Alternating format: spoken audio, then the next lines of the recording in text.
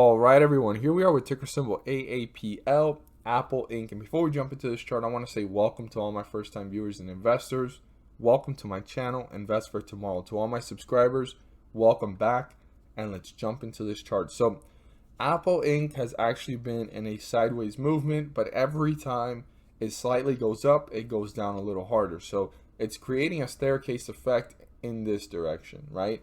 The ups and downs with the volatility of the market, but it continues to hit new lows every time. So currently we just hit a newer low, and that's going to be one of our support levels here to pay close attention to for Monday. So we're going to see here, obviously it slightly broke through resistance, it fell down, broke through support, and it broke right back through it. So there's some momentum here. Now the bulls are going to need to break through resistance to continue this momentum, and we're going to look at that in just a moment. So let's go ahead and put this to its lowest point of the day, and also the lowest point in this bearish run in the last couple of days.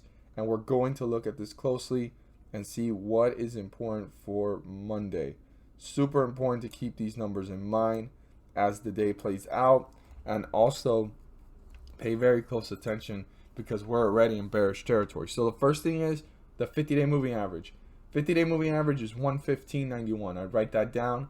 As long as we're below it, the bears are in control. The moment we're above it, the bulls are in control. So 115.91 is super important. The bulls don't have control until they break through it. Now, for the bulls to work their way towards it and get back into bullish territory, they need to break through the resistance. And this resistance, after closing at 115.16, it is 115.25.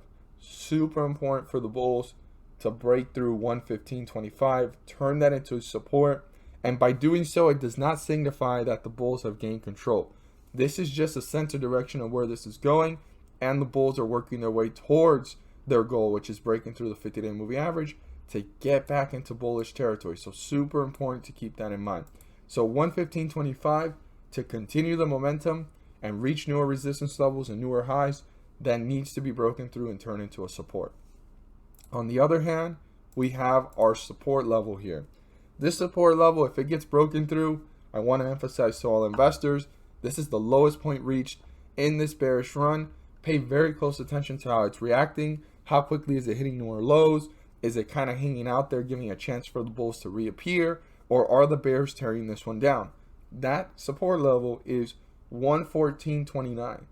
If that gets broken through, this could start to test newer lows and newer support levels. So 114.29 is super important for all investors to pay close attention to and see it, because if that gets broken through, we're getting deeper into bearish territory and pulling further away from the 50-day moving average in a downward direction. So super important to keep that in mind. Put your 1 minute, your 5 minute, your 15-minute charts, look at those time frames, and look at the outflow and the inflow to see who is dominating the chart. Are the bulls actually trying to reappear, or are the bears just tearing this one down quickly, moving it further away from the 50-day moving average? As always, I hope that with these cues you guys are well equipped and prepared for Monday's trading day. If you feel encouraged or inclined to subscribe, please do so. Don't forget to click on the bell to turn on all notifications and not miss a single video that I post. Share this with your friends and community, and don't forget to hit the like button to let me know you watched this video. Thank you guys so much for watching, and let's make some money. At the end of this video, there's going to be a pop-up video, and I go into detail about the S&P 500 index and how it's been rising up several points on scheduled dates. What happens on those scheduled dates, which are the dates that I circled here on the chart and we're going to see for ourselves? Well, the S&P 500 index rises up several points, and by doing so, they're bringing up several ticker symbols, not all of them, but most of them, up with them. And these ticker symbols are rising up 30 cents to $3 per share. And I know it doesn't sound like a lot, but per share, that does add up. And one thing I am really big on is profits.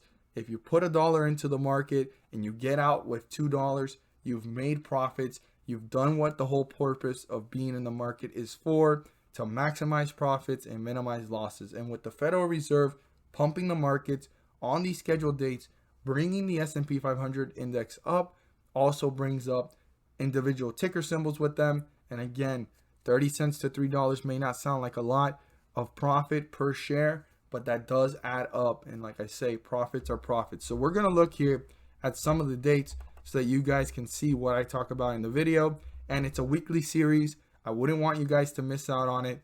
Definitely click on the video as it pops up at the end of the video and check it out. But here we are with one of the first pumps in the scheduled dates pumps. So the first one, since the last time that they had released this, they released this on September 14th, and the next one's coming up on October 14th, which is like a week from now. And on the 15th, they scheduled it. And as you can see, this is the 14th, and the 15th is this big green bar, and it rose up. So on the 14th, we were at around 33.84, and it rose up to 34.20. I mean, that's 40 points risen on the S&P 500 index, and that's creating that catalyst for individual ticker symbols to rise up 30 cents to $3. We're going to look at another one here, and the next one was on September 22nd. And here we are on the 21st, after falling from that last pump, and the market had been falling, and you could see that there is volatility on every single day of the market before the dates of the pumps, but on the dates of the pumps are the days that the most green happens, for the most part. Not every time, but for the most part. But on the 21st, which was a Monday, it was rising up, and it rose up to this point here. And the next one was the 22nd. So this is the last 21st candlestick, and this is the first 22nd candlesticks. And we were at 32.70. This one rose up all the way up here to this point right here. This was the last 22nd candlestick to 33.19. I mean, if we go back, we were at 32.70, 33.19. That's almost 50-point jump here for the S&P 500 index. And again, individual ticker symbols rose up with it, and it created that catalyst a little bit before the anticipation, and on that date it rose up.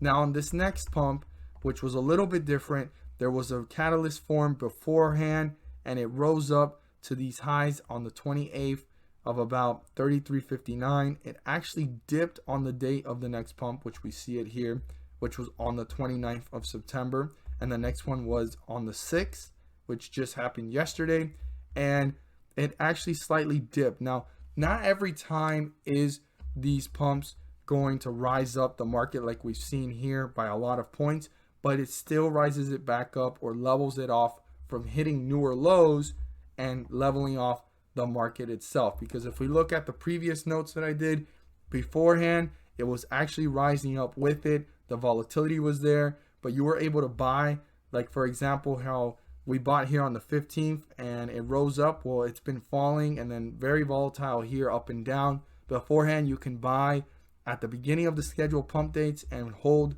a couple weeks and ride out several pumps, and you were going on your way up.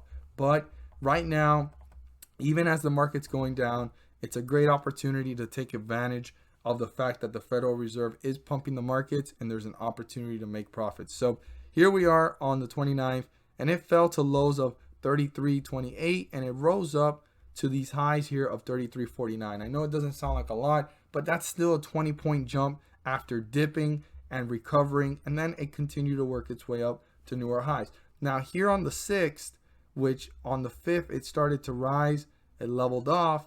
This is the last candlestick of the 5th coming up right now, and we're about to see it here. Yes, this is the last candlestick of the 5th, and it rose up, and all the way to the last candlestick of the 6th, it rose up another 20 points. I mean, we're down here, and it ended up around here. So right now, something I'm noticing is that these pumps are creating less of an effect on the market, but it's creating that upward direction from falling to newer lows, but it's still helping the market rise up. And even though the S&P 500 index is rising several points, there are individual ticker symbols rising up, like I said, 30 cents to $3. Check out the video. I go into more detail. I don't want you guys to miss out on this great information. Click on it, and thank you guys so much for watching, and let's make some money.